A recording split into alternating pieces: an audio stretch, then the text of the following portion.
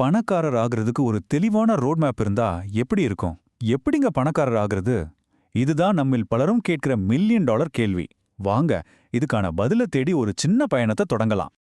இந்த கேள்வி நம்ம எல்லாருக்குமே இருக்கும் இல்லையா? உண்மையிலே அப்படி ஒரு அல்டிமேட் கைடு இருக்கா? அதைத்தான் நம்ம இன்னைக்கு ஆழமா அலசி ஆராய போறோம்.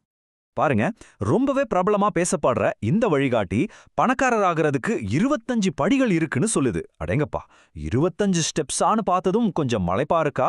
கவலையே வேண்டாம். இதை நாம 4 சிம்பிளான ஆனா ரொம்ப பவர்ஃபுல்லான தூண்களா பிரிச்சு ரொம்ப தெளிவா புரிஞ்சுக்க போறோம். சரி, நாம இந்த 25 படிகளையும் எப்படி பார்க்க போறோம்னா 4 முக்கிய தூண்களை பிரிச்சிருக்கோம். முதலாவது நிதி அடித்தளம், 2வது உங்க பண இயந்திரம், 3வது வளர்ச்சி வேகப்படுத்திகள், கடைசியா நீண்ட கால ஆட்டம்.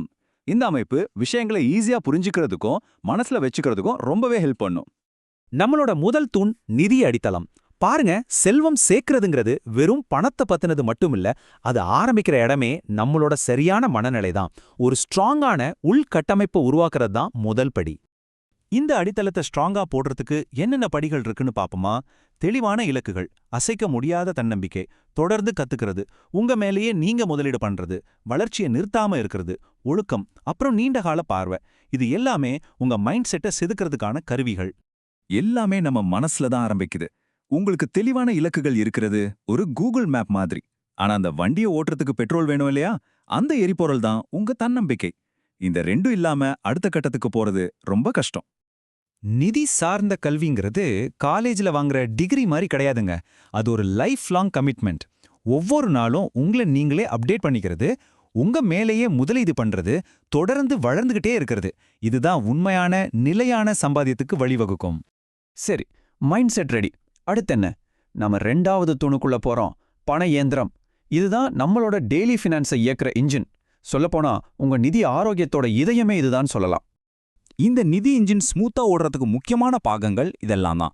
உங்க பணத்தை ட்ராக் பண்றது, கம்மியா செலவு பண்றது, எமர்ஜென்சி ஃபண்டு, அப்புறம் கடனை அடைக்கிறது.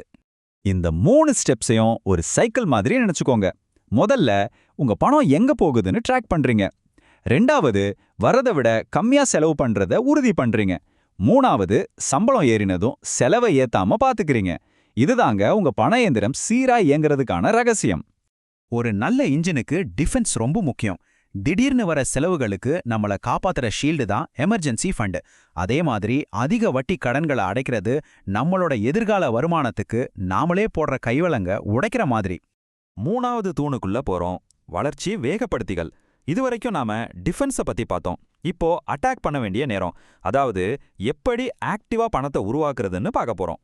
இந்த தூணு தான் உங்க வெல்த் குரோத்தை அடுத்த லெவலுக்கு கொண்டு போக போகுது. இதுல பாத்தீங்கன்னா வருமானத்தை அதிகப்படுத்துறது, புதுசா ஸ்கில்ஸ் கத்துக்கிறது, ஸ்மார்ட்டா இன்வெஸ்ட் பண்றது, சரியான ஆட்களோட கனெக்ஷன்ஸ் ஏற்படுத்திக்கிறதுன்னு நிறைய பவர்ஃபுல்லான ஸ்டெப்ஸ் இருக்கு. வருமானத்தை அதிகப்படுத்துற இந்த ஸ்டெப்ஸ் எல்லாமே ஒன்னோட ஒன்னு கனெக்ட் ஆனது. முதல்ல ஒரு சூப்பரான மதிப்புள்ள ஸ்கில்ல கத்துக்கிறீங்க. அது உங்க சம்பளத்தை ஏத்த உதவுது. அப்புறம் அதையே ஒரு சைட் ஹசிலா மாத்தி கடைசியில பல இடத்துல இருந்து வருமானம் வர மாதிரி செட் பண்றீங்க. இந்த வரி ரொம்ப ரொம்ப முக்கியம்.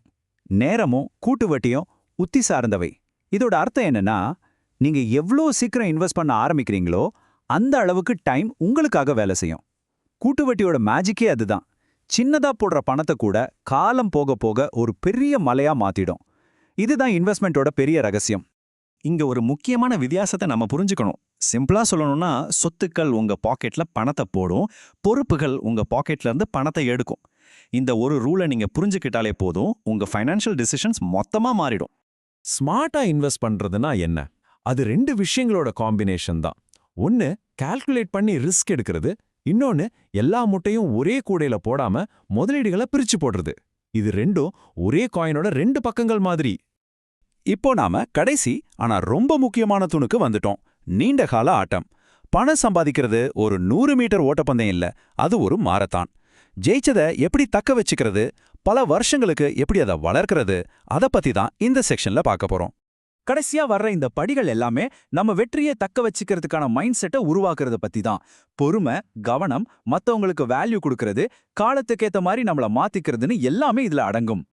இங்க ஒரு முக்கியமான உண்மையை நாம மனசுல வச்சுக்கணும். பொறுமையா இருக்கிறது, ஃபோக்கஸ்டா இருக்கிறது, காலத்துக்கு ஏத்த மாதிரி நம்மள மாத்திக்கிறது, இதெல்லாம் ஒரு தடவை செஞ்சு முடிக்கிற டாஸ்க் கிடையாது. இது நம்ம நிதி பயணம் முழுக்க நம்ம கூடவே வரவேண்டிய விஷயங்கள். ஒருவேளை இந்த 25 படிகளிலேயே இதுதான் கோல்டன் ரூலா கூட இருக்கலாம். மத்தவங்களுக்கு நீங்க எந்த அளவுக்கு உதவியா, மதிப்புள்ளதா இருக்கீங்களோ அந்த அளவுக்கு செல்வம் உங்களை தேடி வரும். இதுதாங்க வெல்த் கிரியேஷனோட அடிப்படை தத்துவம். நாம 25 படிகளோட ஆரம்பிச்சோம். ஆனா இப்போ நம்ம கையில ஒரு தெளிவான 4 தூண்கள் கொண்ட ஒரு கட்டமைப்பு இருக்கு. இந்த பெரிய பயணத்தோட சாராம்சத்தை இப்போ ஒரே பார்வையில பாத்திரலாம். இந்த முழு பதிவிலிருந்தும் நீங்க ஒரே ஒரு விஷயத்தை ஞாபகம் வச்சுக்கணும்னா அது இந்த 4 தூண்கள் தான். முதல்ல உங்க மனநிலையை உருவாக்குற அடித்தளம். 2வது உங்க பணத்தை நிர்வகிக்கிற இயந்திரம். 3வது உங்க செல்வத்தை வளர்க்கிற வேகப்படுத்திகள். கடைசியா உங்க வெற்றியை தக்க வைக்கிற நீண்டகால ஆட்டம். இந்த ஃப்ரேம் ஒர்க்கை மட்டும் மறக்காதீங்க. இந்த 25 ஸ்டெப்ஸையும் தெரிஞ்சுக்கிறது நல்லது தான். ஆனா உண்மையான மாற்றம் செயல்ல இருந்து தான் ஆரம்பிக்கும். இப்போ நான் உங்களை கேட்குறேன், இந்த 25 படிகள்ல இன்னைக்கு இந்த நிமிஷம் உங்களால எடுக்க முடியற அந்த ஒரே ஒரு முதல் படி அது என்னவா இருக்கும்? யோசிங்க, உடனே செயல்படுங்க.